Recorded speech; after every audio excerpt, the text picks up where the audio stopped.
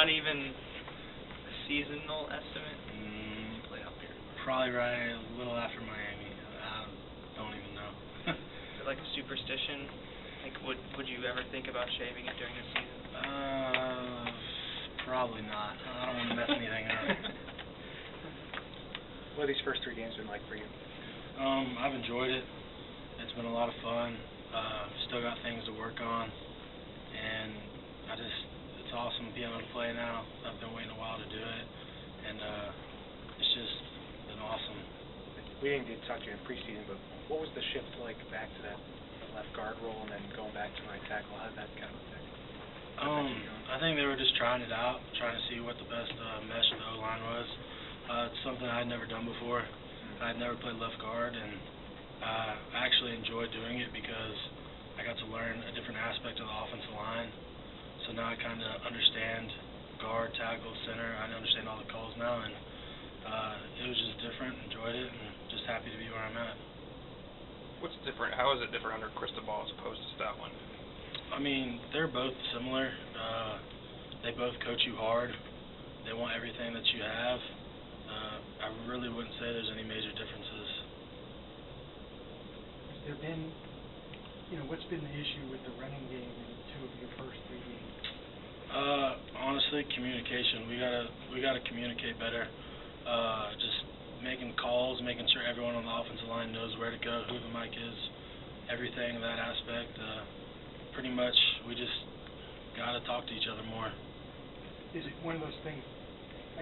4 guys can do it right, 1 guy can. I mean, yeah. If just like Coach always says, if one guy, there's 11 guys on the field. If 10 guys do it right and 1 person does it wrong, then it's not going to be a perfect play. So, just like that, if 1 out of the 5 messes up, then it's a bad play. You also hear stories about offensive line that go out to eat together, they hang together to establish that chemistry. How has that group developed this year in terms of that? I feel like we've done that. Me and Steen were actually at dinner last night talking about football, and I know Cyrus, we've all hung out. Cyrus was up with me at my girlfriend's farm. We all just kind of try to mesh, and we've actually hung out a good bit. We just had CJ and Trey up here talking a little bit about what was said after Saturday's game, that CJ got up and said some things. What was the reaction in the room? I think everybody's reaction was just we have to buy in. Pretty much buy in. All the guys have to do what they're supposed to do and when they're supposed to do it, and just we got to get it rolling. Have you seen a change? Yeah, these last 2 practices, Monday and today, there's been a lot more energy and people have been going at it, and I feel like it was good what they did after the game. Was that an issue in the last 2 years, maybe, at this point in the season, to have that sort of? I mean, there's always parts of the season like that. I mean, you guys don't know, but always stuff happens, and we always have our private times, and that was just public, I guess. They told everyone that it happened, and it was good that it happened. You feel it was needed? I mean, we didn't play to the best of our ability, and we should have, and I felt like the leaders just stepped up and said, look, we got to do what we got to do. If we want to win it all again, we got to be perfect. Good to have these moments after a 25-point win. I mean, we expect the most out of everyone. The O-line, I know we expect the most out of every person, and we know we didn't get that last game, so we got to do it. So what went right for you guys against A&M?